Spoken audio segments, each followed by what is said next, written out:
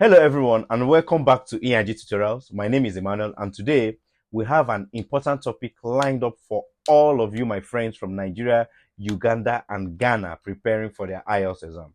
And the topic is how to register for the IELTS exam by yourself and in the comfort of your home. So without further ado, let's dive right in. Okay, so in this short video, I'll be doing a live. I'm registering someone, right? One of my students for the IELTS test, right? And I want to show you how to register the test yourself. It's a very simple process, and I'm going to use British Council for this particular video demonstration, right? So the website you go to is called ilregistration.britishcouncil.org, right? And here the first page, the first thing you see on your page is simply what prompting you to choose your IELTS test type, right? In one of my videos, I've actually explained the type of IELTS you should take, whether when to take the IELTS Academy, when to take the IELTS General Training, and when to take the IELTS for UK visas, right? So, but this video is strictly showing you how to register, right? So the process is the same for all these particular test types. So to get started, so for the person I want to register for, she's actually registered for General Academy for IELTS General Training.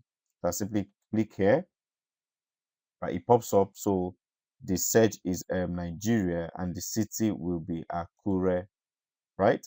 Now, if you look at, you are seeing something that says, I have accessibility needs for the test date. Now, this simply means that if you click this, what will definitely happen is that you'll be given options to identify your the if you're actually a disabled person, maybe if you have a hearing impairment, you can't hear, you can't speak and all that, or you can't see clearly, if there's a provision for you. So they will definitely design the exam type to suit your own needs, right? So, but then I'm not doing this for a disabled person, so I have to skip that and then move to this part that says, when would you like to take the test? So I'm looking for what last week in October, and I simply come here and click on October 26th. Now look at what happened. Now I will now simply click on what search for test. Now, once this is done, this pops up, right? Look at it. This pops up. I simply say, well, book a test. Once I hit book a test, now observe what happened. It's requesting for my email address, right? So it ties your email address to the account that you want to create. This is actually the first step. So I simply go and get my email address of the client that I want to use, right? And then check email, right? So this particular page pops up, right? Now, once this particular page pops up, tell me I should register an account, and it's asking me for password. Asking me to paste the password. If you observe that these details are blurred because this person is actually it's just for someone's personal details. So I'm actually blurring all these details so that of course you should understand that, right?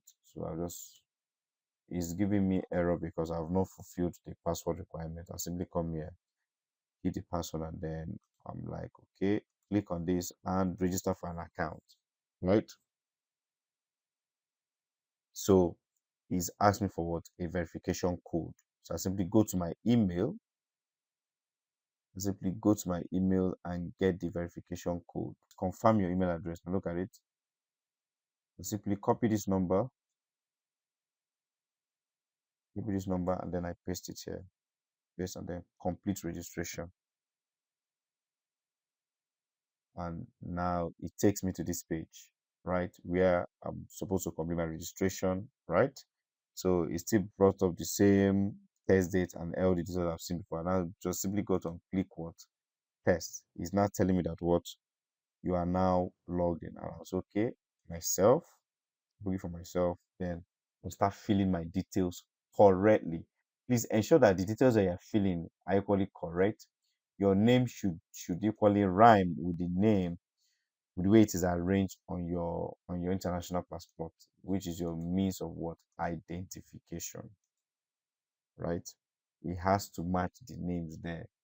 It has to match the names there. Very, very important, right? It has to match. It has to match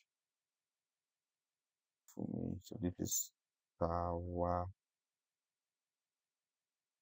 Council. Tawa Council. Tawa. Okay. trying to fill in the names of this person correctly so that I don't make any mistakes. Okay, so we have this is going. Date of birth we have 10th of July, 10th of July 1987. So we have sex is female, obviously. We have the phone number or the phone number. Copy it correctly and paste it here. All right. Um. Okay. So I simply say agree. Postal address. Right. So we have this. Okay. Ekiti State. So this postal zip code is really not necessary. Just skip it, skip it. Just you can just click anyone you want to do. You can just say please don't send me whatever. But I like choosing this. Then you simply agree and then you say save and continue. Right. The next page pops up now. This is where you need to be careful because you need to check if your passport number is so you need to not have to make any mistake here. This is very, very important. Make sure you copy your passport number correctly, right? Correctly. So I've checked. I want to verify. Check that my passport number is correct. I simply copy, then I paste. Date of expiry, very, very important. It's 15th. And remember, without your international passport, you would they cannot give you anything, right? So they will not allow you to take the test. It's as simple as that. This is Nigeria, obviously. Nigeria, so you take put Nigeria there, and then you have choose info, Shehu Fumi. Simply drop the make sure that the image you are using in your password is really, really clear, very clear. Once you're done, you simply save and you say confirm if these days are so I want to confirm now. So what I'm doing is I'm checking my passport number to see if it's correct. I'm checking it, checking it, checking it. All right, it's correct. So I'm checking other details as well.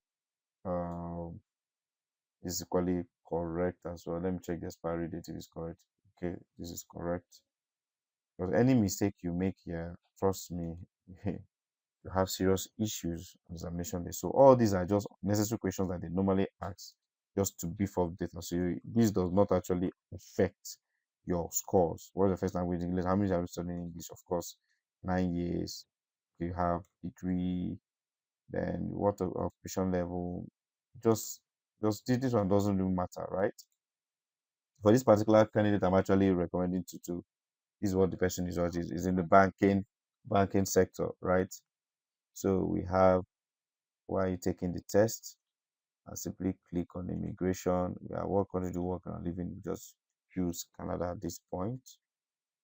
And that will be also save and continue. And now we are in the review phase. So this is the phase where it will ask you to make your payment and all that. So at this stage, I usually recommend that you look at all the details you filled so that you can easily change them. Then you check if everything is in order, everything is actually what correct, just the way it is in your passport. Very, very important. Do this verification. Very, very important. All right. Okay. Very important. Okay, so right here, what you can do is simply so now we are back here, right? What you can do is simply what you can choose to pay online, you pay your offline payment. So let us look at what this. So for online, mainly you click on the online payment portal. Okay, ask me to highlight some of this. Okay, I just want to highlight this. I think I'm good to go. Then when I click on online, observe what happens. The online portal pops up where you get to input your card details and then you make your payment, right? If you're not comfortable with this, you simply can click on go back.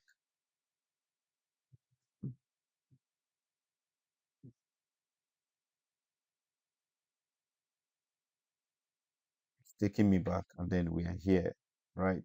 So it has taken me back to where we start. Right. So under the payment option, you have pay online. So you can pay with your card here, you can pay with your bank transfer. So I want to click on pay another way, right?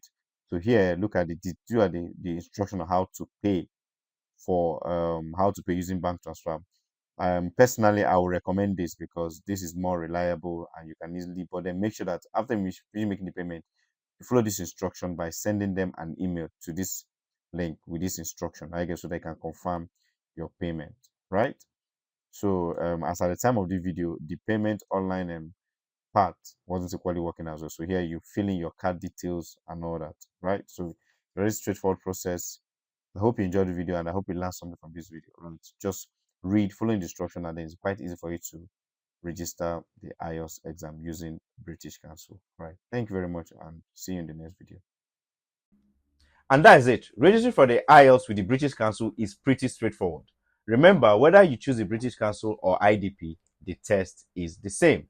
So focus on your preparation and give it your best shot. Now, if you found this video helpful, give it a thumbs up, share with your friends, and leave any questions you have in the comment section below. Don't forget to subscribe to the channel for more tips on acing the IELTS and other helpful content.